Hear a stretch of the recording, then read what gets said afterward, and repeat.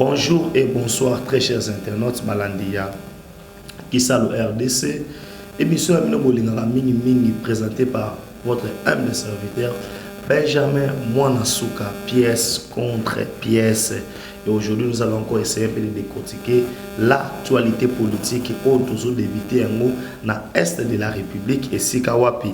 Information mounene audio comme la biso, Thomas Lubanga, Oyo, libéré na baton sur bakangaki bango, mais tout la libération wapi.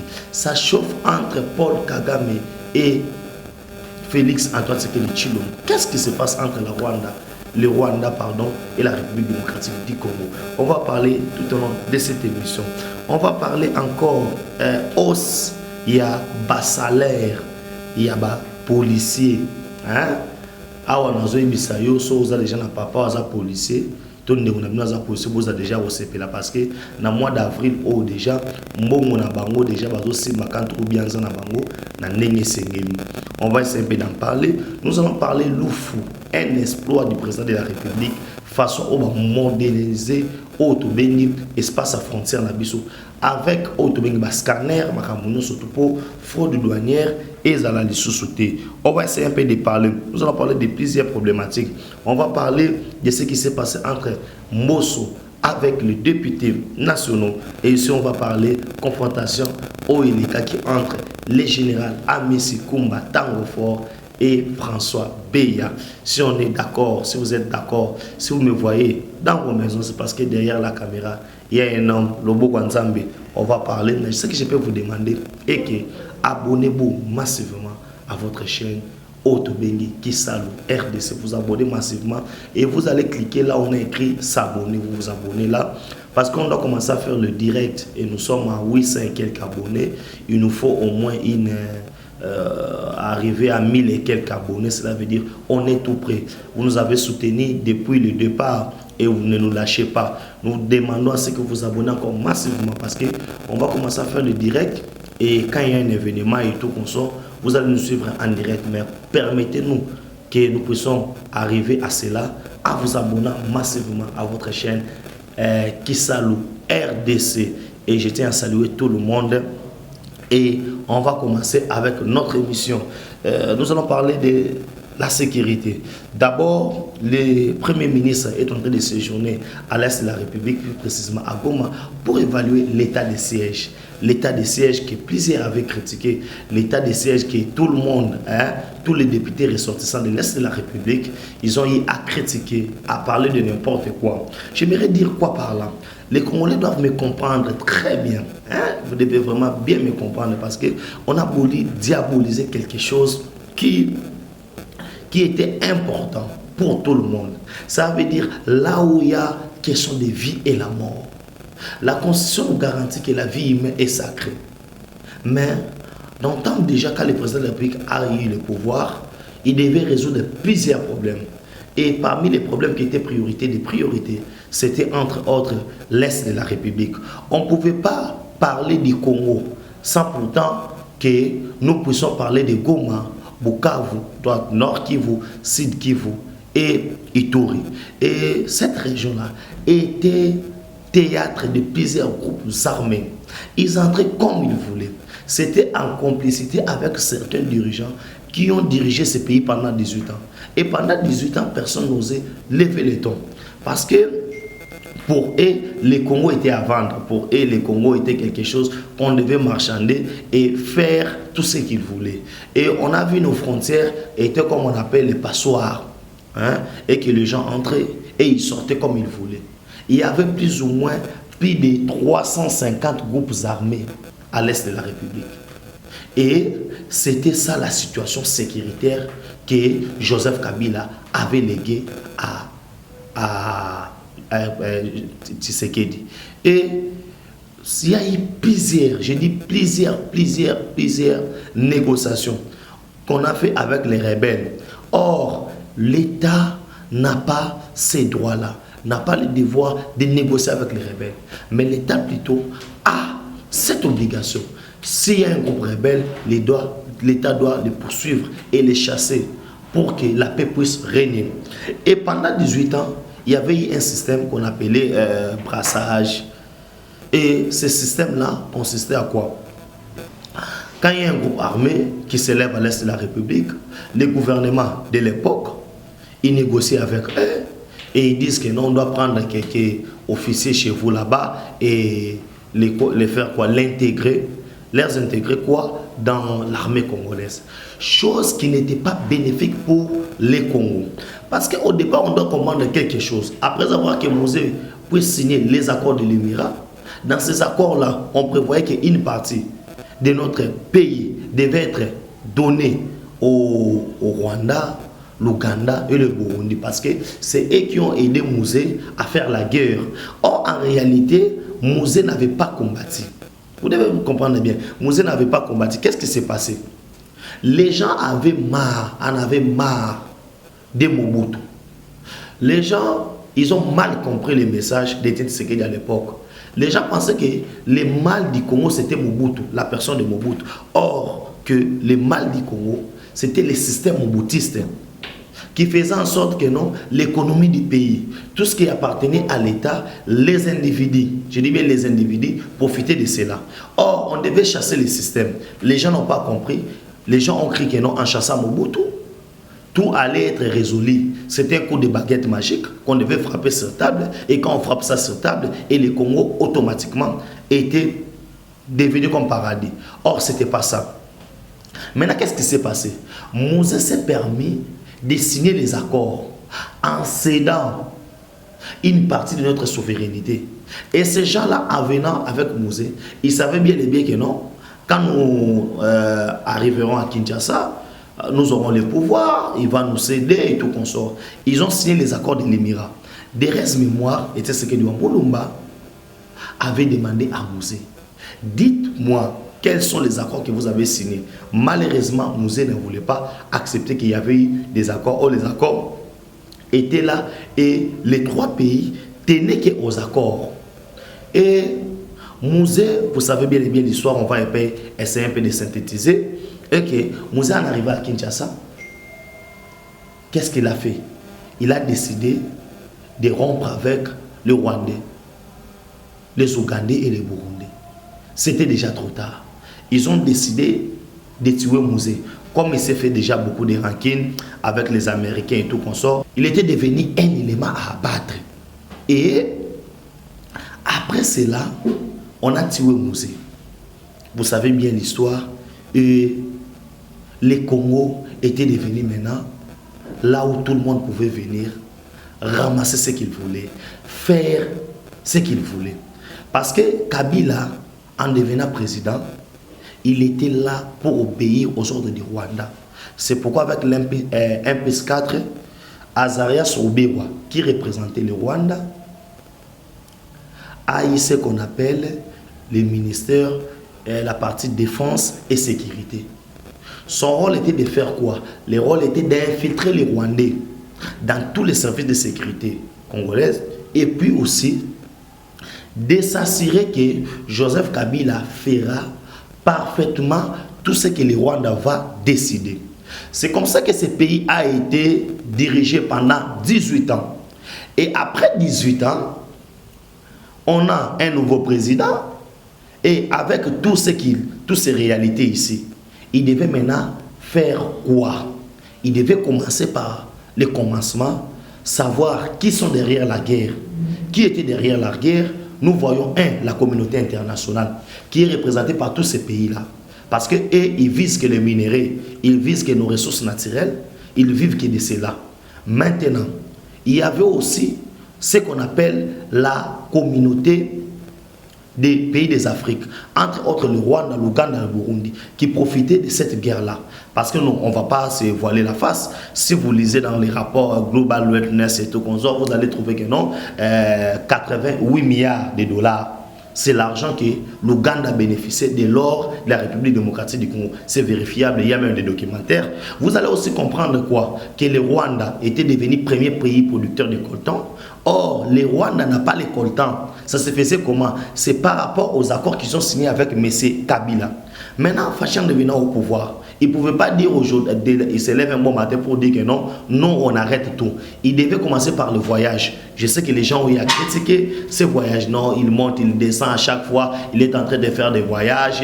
Chilombo Airways, on a parlé tout. On l'a traité de tous les mots. Je dis bien, on l'a traité de tous les mots. Les autres pouvaient dire que non, non, à matin dans l'avion, c'est pour la toute première fois. Il a besoin de faire des voyages. On disait même qu'il va faire le tour du monde. Vous savez bien l'histoire.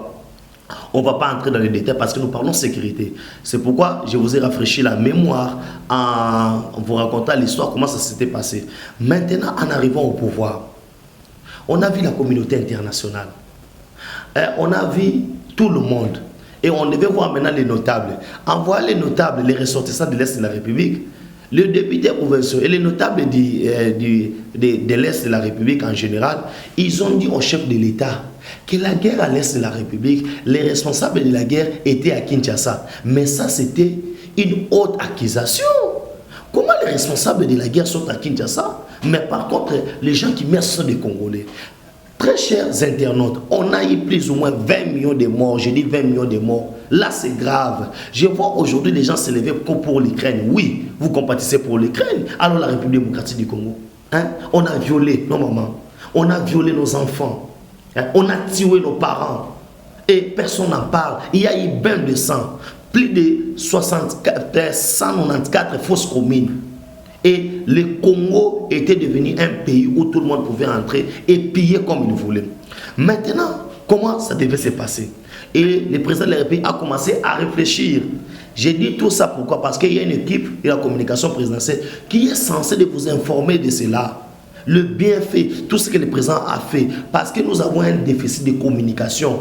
Il y a des gens qui ne sont pas là pour vendre en bien l'image du chef de l'État. Et aujourd'hui, avec l'Internet, les gens peuvent se permettre, il entre dans sa maison avec 5 ou 10 minutes, il peut parler de n'importe quoi. Or, la réalité est là. On voit maintenant positivement l'image du chef de l'État. Devenant au pouvoir, il a décidé de mettre fin à cette guerre.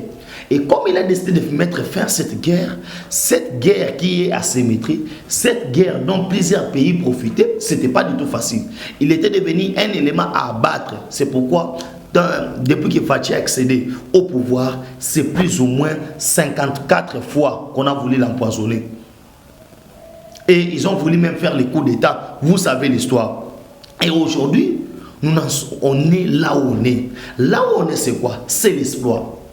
Parce qu'on avait arrêté l'équipe de Task Force Presidential, ça veut dire l'équipe que les chefs d'État avaient envoyée, qui était composée des anciens rebelles.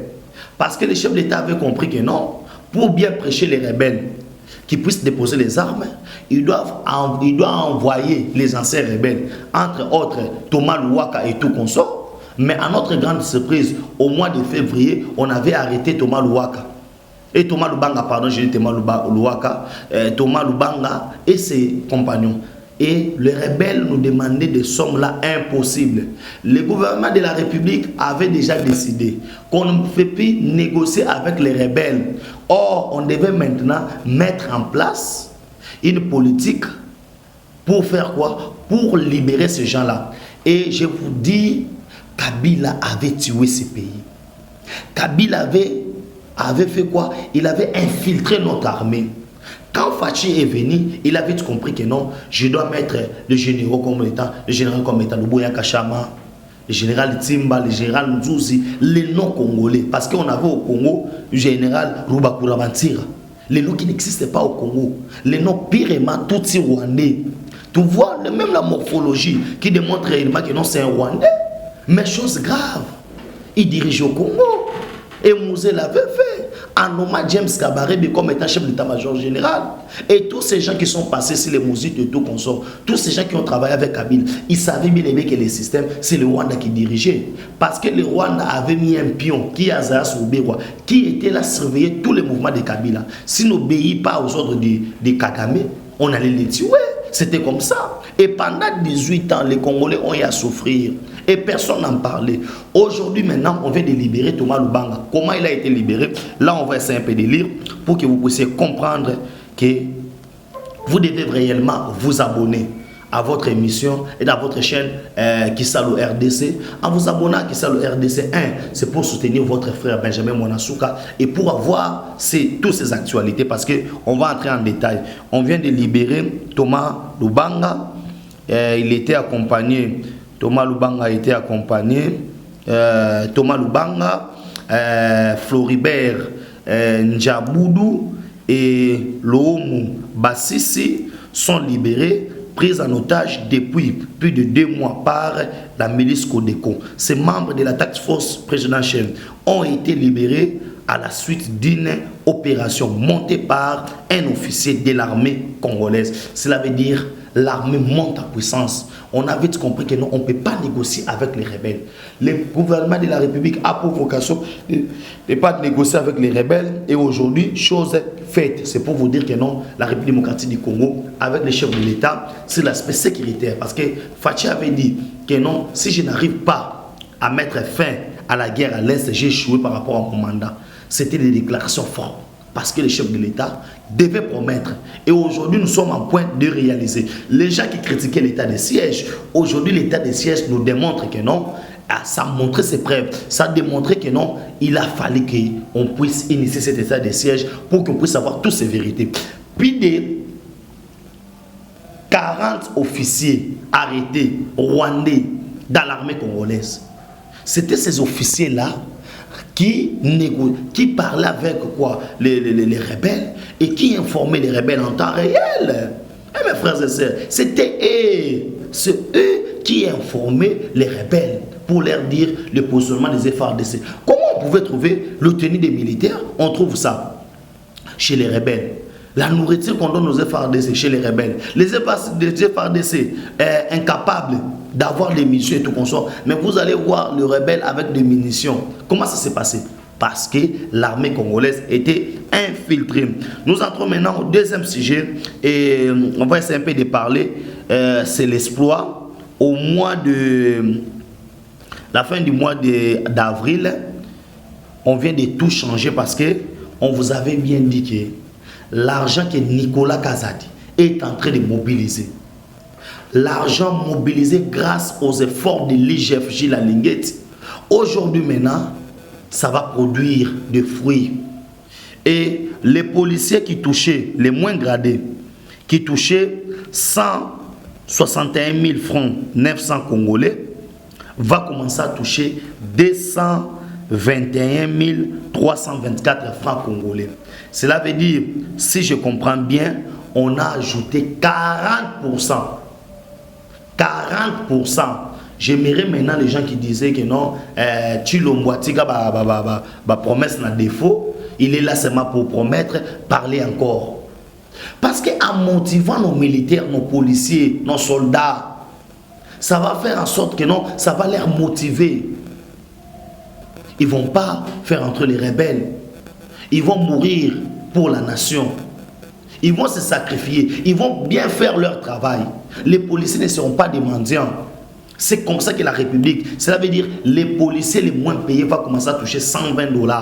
À l'époque des Kabila, on touchait 40 $, 30 $, policiers. Ah oui? Oui. Les policiers touchaient 40 $, 30 $. Aujourd'hui, maintenant, ils sont à 120 $. Ça, c'est le premier palier. J'aimerais maintenant dire aux gens qui disaient que non, les sociaux du peuple congolais, les chefs de l'État sont là, ils ne regardent pas les militaires, les policiers. Et les plus gradés, on va regarder les salaires. Et si vous en avez besoin, c'est sur Internet et tout comme ça. Vous allez appeler seulement ce numéro-là, on va vous donner cela. Vous allez voir tous les tarifs là. Hein? Au mois d'avril déjà, les policiers toucheront leur argent parce que le ministre national, selon l'IAO, en a décidé ainsi. Et c'est comme ça que les efforts. Vous voyez un président qui est congolais, qui comprend que non, il ne suffit pas que moi je puisse changer. Pour Fachi avant na villa, si vous le voyez, avant na villa, Fachi avant na 3 chambres, salon, cuisine, salle de bain. Hein? Président Moroté dans le monde avant na aucun président. Hein? Avant na Mais il le fait parce que c'est que non, je ne peux pas chercher de l'élixir, ce qui est à niveau ni parce que le Congo a besoin d'argent. Et un président qui touche rien par rapport à son salaire, tout sans chercher le bonheur du peuple congolais, et tu vas te mettre à critiquer, mais c'est que tu es malade. Excusez-moi pour le terme, mais vous êtes malade. Et quand vous mettez à critiquer, vous nous parlez, oh non, il nous faut les... Et nous savons que Fachi va gagner rôle humain, parce que les résultats du chef de l'État est largement positif, son bilan. Par rapport à ce qu'il a trouvé, en moins de 3 ans et demi, na 18 ans à Kabila, salaire $40. Na 3 ans et demi à Fachi, Matisse salaire, comme na $120, à 121 coups. N'engana boss la pour policier au Sénégal, un an on a sur Bungi. $121. C'est déjà jamais vu. Et plus que tout le monde, au-delà de nos ententes, et voilà ce que Fachi vient de faire. Et ça pour nous, Sabino qui bandoki, botika na bino po, qui ndoki na bino kosunga na on est logo mokote. Marambo Oyo. Et puis, espoir. Nous, on partait au niveau de la frontière à Loufou. Quand tu arrives à Loufou, ça fait très mal. Au monde, ndenge bangolé, batongi, babongisi, parti na bango, il y a frontière. Quand vous partez à Loufou, chez les Angolais, dès que vous foutez un jeton, au Rotambola, calmement, il y a des caméras et tout qu'on sort. Il y a biso douane des aki moyibi na moyibi. Mokonza mboka décidé batongi poste frontalier na biso moderne ya Loufou na bas scanner na ba caméra, tout ça parce que on a besoin que le gouvernement mbongo et bata, que l'argent écoute na caisse à l'état. Fachi boyete te babongi sapé Congo boyeto lekisi Congo bongi. C'est comme ça que la République démocratique du Congo makambo to anda kozela. Bana ba otanga classe basomba souci la bicité tangane na mayele na yo wifi gratuit banzele zo salema basoda bango ba toucher balar na bango ba toucher $121 les moins gradés militaire ali appelé soso ali appelé Nsoni. C'est comme ça qu'on attendait. Et ces gens-là, les fauteuils de trouble, vous nous parlez d'élections, personne n'a peur des élections. Na moment na zoé bisayo piège parce que il y a certains des FCC et la Mouka qui veulent les dialogues. Soyez clairs, vous n'êtes pas prêts pour les élections. Ce n'est pas l'IDPS qui va organiser les élections, mais c'est la CENI. Si la CENI nous dit aujourd'hui que notre élection, le gouvernement est en train de mobiliser l'argent pour les élections. Ah oui. Malgré la crise et tout qu'on sort, on mobilise pour les élections. Et je pense que il y a une émission Mkonalelo. Et si vous avez aimé vos commentaires, vos suggestions, ça va nous aider pour tout évoluer, tout qui dépend de Bosso. Et pour ça, il y a eu des dérapages et tout qu'on sort. On a eu à mal parler et tout qu'on sort. Nous vous demandons à ce que vous écrivez avec votre commentaire et votre suggestion. Mais nous vous demandons de vous abonner massivement à votre chaîne Kissalu RDC. N'appelez Simbote Naba Onusu Balingaka Biso et tout ça na bino vraiment beau s'abonner massivement à la chaîne Abino et beau liker, beau partager émission ça biso malamu. Ceux qui collent sur zongité tout côté mon kola lobby ciao.